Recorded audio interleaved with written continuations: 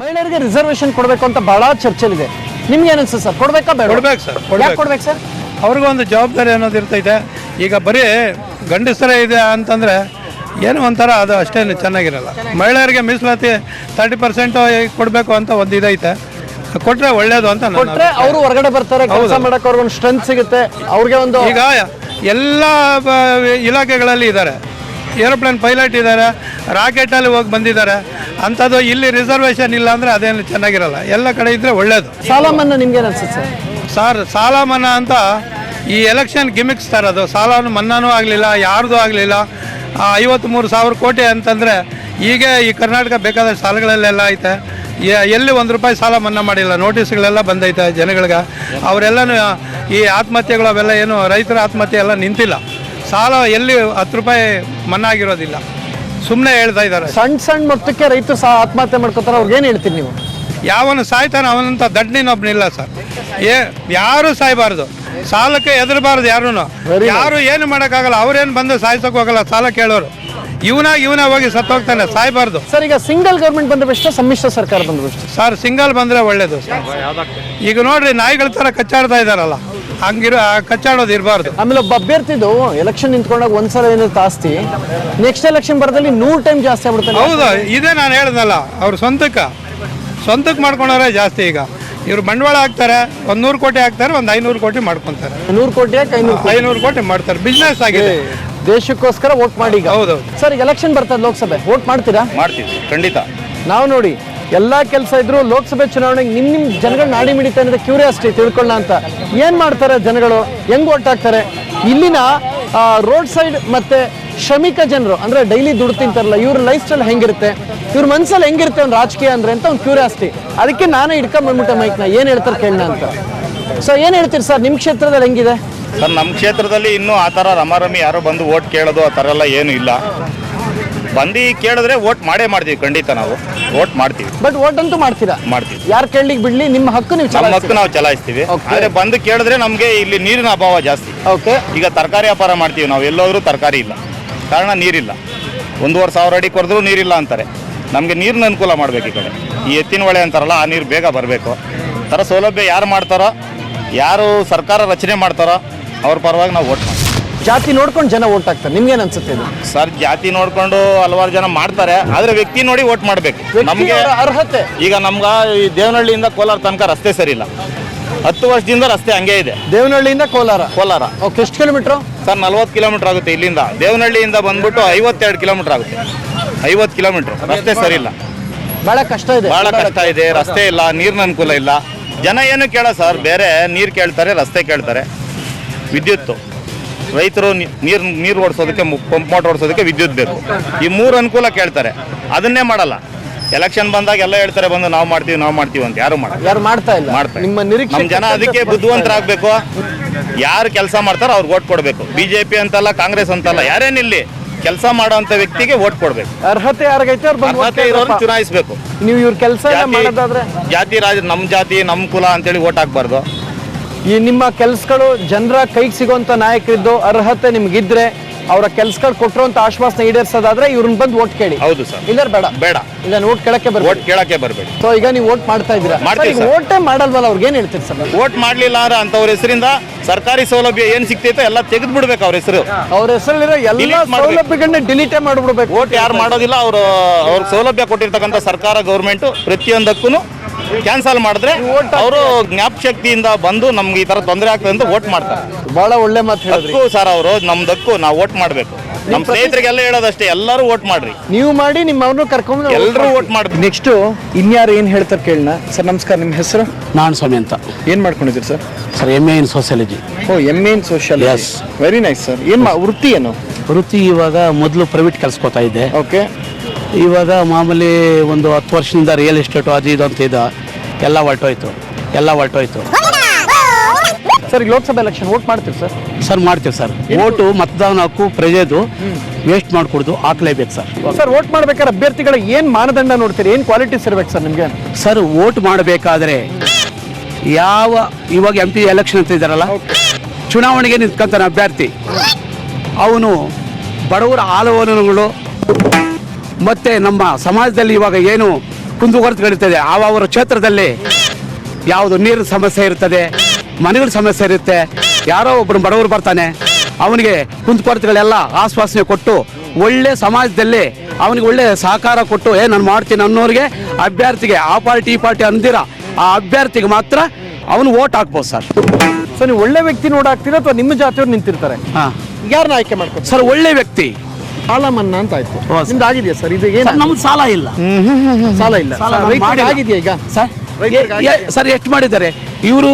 ನಮ್ಮ ಕುಮಾರಸ್ವಾಮಿ ಅವರು ಮೊನ್ನೆ ಸ್ವಲ್ಪ ಮಾಡಿದ್ದಾರೆ. ಮತ್ತೆ ಕೇಂದ್ರ ಸರ್ಕಾರದವ್ರನ್ನ ಕೇಳಿದ್ರು, ಅವರು ಏನು ಅದು ಇದು ಅಂತ ಹೇಳ್ಬಿಟ್ಟು ಅದು ಇದು ಅಂತ ಎಲೆಕ್ಷನ್ ಟೈಮ್ನಲ್ಲಿ ಬರ್ತಾರೆ. ಸಾಲ ಮನ್ನಾ ಅದು ಜನಕ್ಕೆ ಉಪಯೋಗ ಆಗಿದೆಯಾ ಆಗಿಲ್ವಾ ರೈತರಿಗೆ? ಅದು 100ರಲ್ಲೇ ಏನೋ ನೀರು ಕುಡಿಯೋ ಮಟ್ಟಿಗೆ ಸ್ವಲ್ಪ ಸಮಾಧಾನ ಪಟ್ಟಿದ್ದಾರೆ. ಎಲ್ಲ ಫುಲ್ ಸಾಲ ಮನ್ನಾ ಮಾಡಿದ್ರೆ ನಮ್ಮ ರೈತರು, ನಮ್ಮ ಕರ್ನಾಟಕ ರೈತರು ಅವರು ಇವರು ಖುಷಿ ಪಟ್ಟು ಬಡವರು ಬಗ್ಗರು ಒಳ್ಳೆ ಚೆನ್ನಾಗಿರ್ತಾ ಇದ್ದಾರೆ. ಈಗ ಸಮ್ಮಿಶ್ರ ಸರ್ಕಾರ ಬೆಸ್ಟ್, ನಾರ್ಮಲ್ ಒಂದು ಸಿಂಗಲ್ ಗೌರ್ಮೆಂಟ್ ಬರ್ ಬೆಸ್ಟ್? ಸರ್, ಈ ಸಮ್ಮಿಶ್ರ ಸರ್ಕಾರ ಹಾಳಾದ ಸರ್ಕಾರ ಬೇಡ ಸರ್. ಒಂದು ಸರ್ಕಾರ ಬರಬೇಕು, ಜನಗಳಲ್ಲಿ ಒಂದು ಸರ್ಕಾರ ಬರಬೇಕು. ಒಳ್ಳೇದಾಗ್ಲಿ, ಬಹಳ ಒಳ್ಳೆ ಮಾತಾಡಿದ್ದೀರಾ. ಈಗ ವೋಟ್ ಮಾಡಿ ಅಂತ 4 ಜನಕ್ಕೆ ಹೇಳ್ಬಿಡಿ ಸರ್. ದಯವಿಟ್ಟು ಆ ಪಕ್ಷ ಈ ಪಕ್ಷ ಅಂತ ಇದು ಮಾಡಬೇಡಿ. ಒಳ್ಳೆ ವ್ಯಕ್ತಿ, ಜಾತಿ ಭೇದ ನೋಡಿದಿರೆ ಒಳ್ಳೆ ವ್ಯಕ್ತಿ, ಇವನು ಒಳ್ಳೆ ವ್ಯಕ್ತಿ, ಇವನಿಗೆ ವೋಟ್ ಮಾಡೋಣ ಅಂತ ನಿಮ್ಮ ಮನೆಗಳಲ್ಲಿ ಹೇಳಬೇಡಿ ಅಷ್ಟೇ. ಇಲ್ಲಿನ ಲೋಕಲ್ ಜನಗಳಿಗೆ ಅಂದರೆ ಸಾಮಾನ್ಯರಿಗೆ ಗೊತ್ತು ಅವ್ರ ಕ್ಷೇತ್ರದ ಸಮಸ್ಯೆ ಏನು ಅಂತ. ಕುಡಿಯೋ ನೀರಿನ ಸಮಸ್ಯೆ ಇರ್ಬೋದು ಅಥವಾ ಡ್ರೈನೇಜ್ ಕ್ಲೀನಿಂಗ್ ಇರ್ಬೋದು. ಯಾಕೆಂದರೆ ರೋಗಗಳು ಬರುತ್ತೆ, ಈ ಬೇಸಿಗೆಲಂತೂ ಬರಬಾರ್ದು ರೋಗಗಳೆಲ್ಲ ಬರುತ್ತೆ. ಮುಂದೆ ಯಾವ್ಯಾವ ದೇಶದ ಎಲ್ಲ ರೋಗಗಳು ಬಂದ್ಬಿಡುತ್ತೆ. ಸೊ ಅದಕ್ಕೋಸ್ಕರ ಅದೆಲ್ಲವನ್ನು ಬಹಳ ಹುಷಾರಾಗಿ ಇಟ್ಕೊಂಡು ಅದನ್ನೆಲ್ಲ ಅವ್ರಿಗೆ ಆಶ್ವಾಸನೆ ಕೊಟ್ಟು ಈಡೇರಿಸೋದಾದ್ರೆ ವೋಟ್ ಕೇಳಕ್ಕೆ ಬನ್ನಿ. ಇಲ್ಲೇ ಬೇಡ ಅನ್ನೋದು ಇಲ್ಲಿನ ಜನರ ವಾದ ಆಗಿತ್ತು, ಅವರ ಒಂದು ವಿಷಯ ಆಗಿತ್ತು. ನನಗೆ ಒಂದು ಕ್ಯೂರಿಯಾಸಿಟಿ, ಪ್ರತಿ ಕ್ಷೇತ್ರದಲ್ಲಿ ಮತದಾರ ಏನು ಬದಲಾವಣೆ ಎಕ್ಸ್ಪೆಕ್ಟ್ ಮಾಡ್ತಾ ಇದ್ದಾರೆ ಅನ್ನೋದನ್ನ ಅವ್ರ ಬಾಯಲ್ಲೇ ತಿಳ್ಕೊಬೇಕು ಅಂತ. ಸೊ ಅದಕ್ಕೋಸ್ಕರ ನಾವು ಇಳಿದಿದ್ದೀವಿ. ನೋಡಿ, ನಿಮ್ಗೆ ಇನ್ನೊಂದಿಷ್ಟು ವಿಚಾರಗಳು ನನಗೆ ಗೊತ್ತಿಲ್ಲದಿರೋ ವಿಚಾರ ನಾನು ಕೂಡ ತಿಳ್ಕೊಳ್ತೀನಿ, ನಿಮಗೂ ತಿಳಿಸೋ ಪ್ರಯತ್ನ ಮಾಡ್ತೀನಿ. ಸರ್ ನಮಸ್ಕಾರ, ಏನು ನಿಮ್ಮ ಹೆಸರು? ಚಿಕ್ಕಮುನಿಯಪ್ಪ. ನೀವು? ದೇವರಾಜ್. ಏನು ಮಾಡ್ಕೊಂಡಿದ್ದೀರಿ ಸರ್ ತಾವೆಲ್ಲ? ಸರ್ ನಾವು ಟ್ಯಾಕ್ಸಿ ಡ್ರೈವರ್. ಓ, ಟ್ಯಾಕ್ಸಿ ಡ್ರೈವರ್. ನಾವು ಟ್ಯಾಕ್ಸಿ ಡ್ರೈವರ್. ನೀವು ಟ್ಯಾಕ್ಸಿ ಡ್ರೈವರ್? ನಾವು ರೈತ. ನೀವು ರೈತರು? ಪರವಾಗಿಲ್ಲ, ಇನ್ನೊಂದು ಮುಖ ಅದು. ಲೋಕಸಭೆ ಎಲೆಕ್ಷನ್ ಇವ್ರೇನು ಹೇಳ್ತಾರೋ ಒಂದು ಮಾತು ಕೇಳೋಣ ಸರ್. ಲೋಕಸಭೆ ಎಲೆಕ್ಷನ್ ಮುಂದಿನ ತಿಂಗಳು ಯಾವತ್ತು ಹೇಳಿ? ಮುಂದಿನ ಏಪ್ರಿಲ್. ಅದು ಯಾವಾಗ ಡೇಟು? 14. ಸರ್ 4 ದಿನ ಅಂಬೇಡ್ಕರ್ ಜಯಂತಿ ಸರ್. ಅದು ಅಂಬೇಡ್ಕರ್ ಜಯಂತಿ ಅದು. ಸೊ ಕನ್ಫ್ಯೂಸ್ ಆಗ್ಬಿಟ್ಟವ್ರು. Ambedkar Jayanti April 14, April 18 election. ಹೌದು ಸರ್ 4 ದಿನ ಆದ್ಮೇಲೆ ಸರ್. ಸರಿ, ಏಪ್ರಿಲ್ 18 ವೋಟ್ ಮಾಡ್ತೀರಿ ಸರ್ ನೀವು? ಮಾಡ್ತೀರಿ. ಏನ್ ನೋಡ್ಕೊಂಡು ವೋಟ್ ಮಾಡ್ತೀರಾ? ಏನ್ ಬೂತ್ ನೋಡ್ಕೊಂಡು ವೋಟ್ ಮಾಡ್ತೀವಿ. ನಾವೆಲ್ಲ ಬಾರ್ ನೋಡ್ಕೊಂಡು ಮಾಡ್ತೀವಿ ಹಂಗಾರೆ. ಅಲ್ಲ, ನಾವೇನ್ ಬಾರು ಥಿಯೇಟರ್ ನೋಡ್ಕೊಂಡು ಮಾಡ್ತೀವ? ನಾನು ವ್ಯಕ್ತಿನ ಕೇಳಿದ್ದು ಸ್ವಾಮಿ. ಹೌದು, ಹಂಗೆ ಕೇಳ್ರಿ. ಹಂಗೆ ವ್ಯಕ್ತಿ ನೋಡ್ಕೊಂಡು ಮಾಡ್ತೀರಿ. ಈ ವ್ಯಕ್ತಿನ ಆಯ್ಕೆ ಮಾಡ್ಬೇಕಾರೆ ಏನ್ ನೋಡ್ತೀರಾ? ಆ ವ್ಯಕ್ತಿಗೆ ಏನ್ ಅರ್ಹತೆ ಇರಬೇಕು? ನಮ್ಮ ದೇಶಕ್ಕೆ ಫುಲ್ ಬೆಂಬಲ ಆ ಪ್ರಧಾನಿ ಕೊಡ್ಬೇಕು. ನಮ್ಮ ದೇಶನ ಚೆನ್ನಾಗಿ ಕಾಪಾಡಬೇಕು. ನಿಮ್ಮ ಉದ್ದೇಶ ದೇಶನ ಯಾರು ಚೆನ್ನಾಗಿ ನೋಡ್ಕೊತಾರೆ ಅವ್ರಿಗೆ ಓಟು. ಅವ್ರಿಗೆ ರೈತರ ಪರವಾಗಿ ಯಾರು ರೈತರ ಇರ್ತಾರೆ? ಪರವಾಗಿ ನಿಮ್ಮಂತ ಶ್ರಮಿಕರು, ಕಾರ್ಮಿಕರು, ದಿನಗೂಲಿ ಮಾಡೋರು, ನಿಮ್ಮನ್ನ ಯಾರು ಚೆನ್ನಾಗಿ ನೋಡ್ಕೋತಾರೆ, ನಿಮ್ಮ ಏಳಿಗೆಗೆ ಯಾರು ಶ್ರಮಿಸ್ತಾರೆ, ನಿಮ್ಗೇನು ಅವ್ರ ಕೈಯಿಂದ ದುಡ್ಡು ಕೊಡೋದು ಬೇಡ, ಏನು ಕೊಡೋದು, ಒಳ್ಳೇದ್ ಮಾಡಿದ್ರೆ ಸಾಕು. ಒಳ್ಳೇದ್ ಮಾಡಿದ್ರೆ ಸಾಕು. ಒಳ್ಳೇದ್ ಮಾಡಿದ್ರೆ ಸಾಕು. ನಿಮ್ಮ ಕ್ಷೇತ್ರದ ಮೇನ್ ಸಮಸ್ಯೆ ಏನ್ ಸರ್ ಇಲ್ಲಿ? ನಮ್ಮ ಕ್ಷೇತ್ರದಲ್ಲಿ ಮೇನ್ ಸಮಸ್ಯೆ ಅಂದ್ರೆ ನೀರಿನ ಸಮಸ್ಯೆ ಜಾಸ್ತಿ ಇದೆ. ನೀರಿನ ಸಮಸ್ಯೆ, ನೀಟ್ನೆಸ್ ಇಲ್ಲ. ತಾಲೂಕು ಆಗ್ಬೇಕಾಗಿತ್ತು. ಇದು ನಮ್ಮ ವಿಜಯಪುರ ತಾಲೂಕು ಆಗ್ಲಿಲ್ಲ. ಬಹಳ ಕಷ್ಟ ಇದೆ. ದೇವನಹಳ್ಳಿಗೆ ಹೋಗ್ಬೇಕು ನಾವು ತಾಲೂಕು ಅಂದ್ರೆ. ಅದು ಸ್ವಲ್ಪ ಕಷ್ಟ ಇದೆ ನಮ್ಗೆ. ಮುನ್ಸಿಪಾಲಿಟಿಯಲ್ಲಿ ನಮ್ಮ ಮುನ್ಸಿಪಾಲಿಟಿಯಲ್ಲಿ 2 ವರ್ಷ 3 ವರ್ಷ ಆಗಿದೆ, ಅಧ್ಯಕ್ಷರೇ ಇಲ್ಲ. 3 ವರ್ಷ ಅಧ್ಯಕ್ಷರೇ ಇಲ್ಲ ನಮ್ಮ ಮುನ್ಸಿಪಾಲಿಟಿಯಲ್ಲಿ. ಇಂಥವು ಹಲವಾರು ಸಮಸ್ಯೆಗಳಿವೆ. ಡ್ರೈನೇಜ್ ತುಂಬಾ ಜಾಸ್ತಿ ಇದೆ. ರೋಗಗಳು ಜಾಸ್ತಿ ಆಗುತ್ತೆ. ಲೋಕಸಭೆ ಎಲೆಕ್ಷನ್ ವೋಟ್ ಮಾಡ್ತಿರ ತಾವು? ವೋಟ್ ಮಾಡ್ಬೇಕಾದ್ರೆ ಅಭ್ಯರ್ಥಿಗೆ ಏನ್ ಮಾನದಂಡ ಇರ್ಬೇಕು ಸರ್? ಸರ್ ಏನಿಲ್ಲ, ಒಳ್ಳೆ ವ್ಯಕ್ತಿನ ನೋಡ್ಕೊಂಡು ಆರಿಸ್ಕೊಬೇಕು. ಬಟ್ ರೈತರಿಗೆ ಮತ್ತೆ ಪ್ರತಿಯೊಬ್ಬ ಮನುಷ್ಯನಿಗೂ ಒಳ್ಳೆ ರೀತಿ ಯಾರು ಮಾಡ್ತಾರೋ ಅಂತವ್ರಿಗೆ ವೋಟ್ ಮಾಡಬೇಕು. ಎಲ್ಲರೂ ಸೇರ್ಕೊಂಡು ಹೇಳೋದೇನಂದ್ರೆ ನಮ್ ದುಡಿಮೆ ನಾವು ಮಾಡ್ತೀವಿ, ಬಟ್ ನಮಗೆ ಮೂಲಭೂತ ಸೌಕರ್ಯ ಪ್ರಾಮಾಣಿಕ ಕೊಡ್ಬೇಕು. ಹೌದಲ್ವಾ? ಆಮೇಲೆ ಇನ್ನೊಂದು ಏನ್ ಮಾಡ್ತೀರಿ ಅಂದ್ರೆ, ರಾಜಕೀಯದವ್ರು ನಮಗೂ ನಮ್ಮ ಮಕ್ಳಿಗೂ ಮೊಮ್ಮಕ್ಳಿಗೂ ಆಗೋಷ್ಟು ಮಾಡ್ಕೊಂತಾರೆ. ಅದು ಮಾಡೋದು ತಪ್ಪು. ಜನಕ್ಕೆ ಸೇವೆ ಮಾಡಿ ಜನಕ್ಕೆ ಕೊಡಬೇಕು. ಈಗ ಅದೇ ಕೇಳೋಣ ಅಂತ. ಈಗ ಒಬ್ಬ MLA ಅಥವಾ MP ಎಲೆಕ್ಟ್ ಆಗ್ಬೇಕಾದ್ರೆ ಫಸ್ಟ್ ಟೈಮು ಒಂದಿಷ್ಟು ಆಸ್ತಿ ಇರುತ್ತೆ. ಹೌದೌದು. 1 ಟರ್ಮ್ ಮುಗಿಯೋದ್ರೊಳಗಡೆ ಆಸ್ತಿ 100 ಪಟ್ಟು ಜಾಸ್ತಿ ಆಗ್ಬಿಡುತ್ತೆ. ಹೆಂಗೆ ಅದು? ಅದೇ ಎಲ್ಲ ಲಂಚನೆ, ಇನ್ನೇನಿದೆ ಸರ್? ಪೂರ್ತಿ ಲಂಚನೆ ಅದೆಲ್ಲ. ಸತ್ಯನೇ, 100% ಸತ್ಯನೇ. ನಿಮ್ಮ ಹತ್ರ ಆಸ್ತಿ ಐತೆ ಸರ್? ಏನು ಆಸ್ತಿ ಇಲ್ಲ ಸರ್. ಕ್ಯಾಮ್ರಾ ಐತೆ, ಕ್ಯಾಮ್ರಾ ನೀವು ಐಟಿ ಹೂವನ್ನೇ ಬಂದ್ಬಿಡ್ತಾರೆ. ಏನು ಆಸ್ತಿ ಇಲ್ಲ, ಏನು ಆಸ್ತಿ ಇಲ್ಲ. ಬೆಳಗ್ಗೆ ನಿಂಕ ಸಂಜೆವರೆಗೂ ನಾವಿಲ್ಲೇ ಇರ್ತೀರಿ. ಬಂದ್ರು ನಮ್ದು ಐಟಿ ದಾಳಿ ಮಾಡ್ಕೊಂಡು ಹೋಗ್ಲೇ ಪರವಾಗಿಲ್ಲ. ಇರೋರನ್ನ ದಾಳಿ ಮಾಡ್ಲಿ, ಇಲ್ದೋರ್ನೆಲ್ಲ ಮಾಡೋದು, ಇರೋರನ್ನ ಮಾಡ್ಲಿ.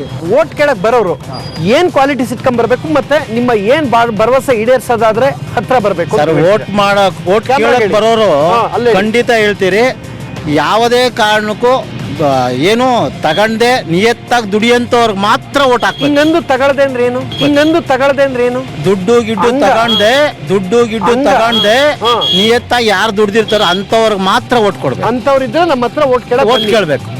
ಬರ್ಬೇಡಿ. ಅಂತವ್ರಿಲ್ಲ ಅಂದ್ರೆ ಓಟೇ ಕೇಳ್ಬೇಕು. ಈಗ ನೀವೇನು ಈ ಕ್ಷೇತ್ರದ ಬದಲಾವಣೆ ಬಯಸ್ತೀರ ಅಥವಾ ಏನಪ್ಪ ಬದಲಾವಣೆ ಆಗ್ಬೇಕು ಅಂತೀರ? ಈಗ ಲೆಕ್ಕದಲ್ಲಿ ಪ್ರತಿ ವರ್ಷ ಒಬ್ಬೊಬ್ಬರನ್ನ ಒಂದೊಂದ್ಸತಿ ಬದಲಾವಣೆ ಮಾಡೋದೇ ಆಗಲ್ಲ. 5 ವರ್ಷಕ್ಕೆ ಒಂದ್ಸತಿ ಆದ್ರೂ ಒಂದ್ಸತಿ ಬದಲಾವಣೆ ಮಾಡೋದೇ ಒಳ್ಳೇದು. ಈ ಸಲ ಬದಲಾವಣೆ ಬೇಕು. ಈ ಸತಿ ಬೇಕು. ನೀವು ಬದಲಾವಣೆ ಮಾಡಲೇಬೇಕು ಸರ್. ನೀವು ಯಜಮಾನ್ರೆ? ಬದಲಾವಣೆ ಬೇಕು, ಎಂಪಿನ್ ಬೇಕು, ಬದಲಾವಣೆ ಬೇಕು. ಮೂಲಭೂತ ಸೌಕರ್ಯಗಳು ಅಂತ ಹೇಳಿದ್ವಿ ನಾವು. ಸ್ವತಂತ್ರ ಬಂದಾಗಿನಿಂದಲೂ ಚಿಕ್ಕಬಳ್ಳಾಪುರ ಕ್ಷೇತ್ರದಲ್ಲಿ ಇರ್ತಕ್ಕಂಥ ಯಾವ ಒಂಥರ ರೈತರಿಗೆ ಹಿಂದುಳಿದ ಕ್ಷೇತ್ರ ಆಗಿದೆ. ಒಂದು ನೀರಾವರಿ ಸೌಲಭ್ಯ ಇಲ್ಲ. ಸ್ವತಂತ್ರ 47ನೇ ಇಸ್ವಿಯಿಂದಾನು ಇದರಲ್ಲಿ ಬರಗಾಲದಲ್ಲೇ ಇದೆ. ಆದ್ರೂ ಬರಗಾಲ ಅಂತೇಳಿ ಘೋಷಣೆ ಮಾಡಲ್ಲ. ಅದೇ ನಮ್ಮ ಪಕ್ಕದ ಕ್ಷೇತ್ರ ಕೋಲಾರದಲ್ಲಿ ಹೋಗಿ ನಾವು 800 ಅಡಿ ನೀರು ಹಾಕಿ 800 ಅಡಿ ಬೋರ್ ಹಾಕಿಸಿದ್ರೆ ನೀರು ಸಿಗುತ್ತೆ. ಇಲ್ಲಿ 200 ಅಡಿ ಅಲ್ಲ, ಇಲ್ಲಿ 1800 ಹಾಕಿರೋ ನೀರು ಸಿಗ್ತಾ ಇಲ್ಲ. ಇದು ಆಕ್ಚುಲಿ ಬಂದು ಈ ದೇವನಹಳ್ಳಿ, ಹೊಸಕೋಟೆ, ನೆಲಮಂಗಲ ಇದು ಬರಪೀಡಿತ ಪ್ರದೇಶ. ರೈತನಿಗೆ ಸಾಲ ಮನ್ನಾ ಮಾಡೋದು ಯಾರು ಕೇಳಲ್ಲ. ರೈತನಿಗೆ ಸಾಲ ಮನ್ನಾ ಮಾಡೋದು ಬೇಕಾಗಿಲ್ಲ. ಅವನಿಗೆ ಒಳ್ಳೆ ಗೊಬ್ಬರ, ಟೈಮ್ ಸರಿಯಾದ ಗೊಬ್ಬರ, ಸಬ್ಸಿಡಿ ದರದಲ್ಲಿ ಗೊಬ್ಬರ, ಅವನಿಗೆ ಬೇಕಾಗಿರೋಂಥ ನೀರು, ಅಷ್ಟು ಕರೆಂಟು, ವಿದ್ಯುತ್ ಶಕ್ತಿ 3 ಕೊಟ್ಬಿಟ್ರೆ ಅವನು ದೇಶನ ಸಾಕ್ತಾನೆ. ರೈತರನ್ನು, ಪ್ರಜೆಗಳನ್ನೂ ಸಾಕ್ತಾನೆ, ದೇಶನೂ ಸಾಕ್ತಾನೆ, ನಮ್ಮ ಬಾರ್ಡ್ರಲ್ಲಿರೋ ಸೈನಿಕರನ್ನೂ ಸಾಕ್ತಾನೆ. ರೈತನಿಗೆ ಇಲ್ಲಿ ನೀರು ಇಲ್ಲ, ಕರೆಂಟು ಇಲ್ಲ, ಅವ್ನಿಗೆ ಸರಿಯಾದ ಸಮಯಕ್ಕೆ ಗೊಬ್ಬರ ಇಲ್ಲ, ಬೆಳೆದಿದ್ದಕ್ಕೆ ಸರಿಯಾದ ಬೆಂಬಲ ಬೆಲೆ ಇಲ್ಲ. ಈ ಒಂದು 3 ವರ್ಷದಿಂದನೂ ಟೊಮಾಟೊ ಬೆಳೆದಿರೋ ರೈತನ ಎಲ್ಲರೂ ನೇಣು ಹಾಕ್ಕೊಳ್ಳೋ ಸ್ಥಿತಿಗೆ ಬಂದು ಕೂತವನೆ. ಆದರೆ ನಮ್ಮ ರಾಜಕೀಯ ವ್ಯಕ್ತಿಗಳು, ರಾಷ್ಟ್ರೀಯ ಪಕ್ಷಗಳಾಗ್ಬೋದು, ಪ್ರಾದೇಶಿಕ ಪಕ್ಷಗಳಾಗ್ಬೋದು, ಯಾರಿಗೂ ಅಷ್ಟೇ ನಮ್ಮ ರೈತನ ಬಗ್ಗೆ ಸುಮ್ಮನೆ ಮಸಲೆ ಕಣ್ಣೀರು ಸುರಿಸಬಹುದು. ಮಸಲೆ ಕಣ್ಣೀರು. ಆ ಪ್ರಧಾನಮಂತ್ರಿಗಳಾಗಿರ್ಬೋದು, ನಾನು 10,000 ಕೊಡ್ತೀನಿ, 6,000 ಕೊಡ್ತೀನಿ ಅಂತ ಹೇಳ್ಬೋದು. ಇವೆಲ್ಲ ಬರೀ ಡೋಂಗಿ ಮಾತುಗಳೇ. ಇಲ್ಲಿ ನಾನು 50,000 ಗಂಟೆ ಮನ್ನಾ ಮಾಡ್ತೀನಿ ಅಂತ ಹೇಳೋದು ಇದು ಅಷ್ಟೇನೆ ಅಲ್ಲ. ಸಾಲ ಮನ್ನಾದ ವಿಷಯದಲ್ಲಿ ನಾನು ಒಬ್ಬ ಫಲಾನುಭವಿನೇ. ನನಗೂ 50,000 ರೂಪಾಯಿ ಮನ್ನಾ ಆಗಿದೆ. ಸರ್ಕಾರದಿಂದ ನನಗೆ ಪತ್ರನೂ ಬಂದಿದೆ. ನಾನು 50,000 ಮನ್ನಾ ಮಾಡಿ ಅಂತ ನಾನು ಸರ್ಕಾರ ಕೇಳಿಲ್ಲ. ನಾನು ಸರಿಯಾಗಿ ನನಗೆ ವಿದ್ಯುತ್ತು, ರಸಗೊಬ್ಬರ, ನಾನು ಬೆಳೆದಿರೋಂಥ ಬೆಲೆ ಒಂದು ಕನಿಷ್ಠ ಬೆಂಬಲ ಬೆಲೆ ಕೊಟ್ಬಿಟ್ರೆ ನಾನು ತೀರಿಸ್ತೀನಿ. ಅಂದ್ರೆ ಇವ್ರು ಹೇಳೋದು ನಂಗೆ ಸಾಲ ಮನ್ನಾ ಬೇಡ, ನಾನು ದುಡಿದಿರೋದನ್ನ ನಾನೇ ತೀರಿಸ್ತೀನಿ. ಮೂಲಭೂತ ಸೌಕರ್ಯ ನಾನು ಕೊಟ್ರೆ ನಾನು ಸರ್ಕಾರನ ಏನು ಕೇಳಲ್ಲ. ನಾನು ದೇಶ ನಾವು ಸಾಕ್ತೀನೋ ರೈತನು. ಓಕೆ, ದೇಶನೇ ಸಾಕ್ತೀವಿ ನಾವು ರೈತನು.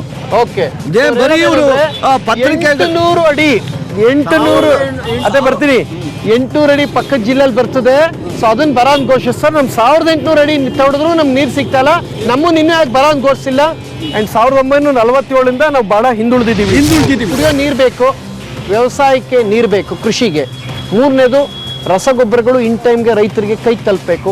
ಅದೆಲ್ಲದಕ್ಕಿಂತ ಹೆಚ್ಚಾಗಿ ಮೂಲಭೂತ ಸೌಕರ್ಯ, ಕುಡಿಯೋ ನೀರು ಇರ್ಬೋದು, ನಮ್ಮ ರಸ್ತೆ ಅಭಿವೃದ್ಧಿ ಇರ್ಬೋದು, ಡ್ರೈನೇಜ್ ಇರ್ಬೋದು, ಕ್ಲೀನ್ ಇರ್ಬೋದು, ಎಲ್ಲ ಫೆಸಿಲಿಟಿಗಳು ಮಾಡಿಕೊಡ್ಬೇಕು. ಮತ್ತು ಇವ್ರಿಗೆ ಎಲ್ಲ ವ್ಯವಸ್ಥೆಗಳು.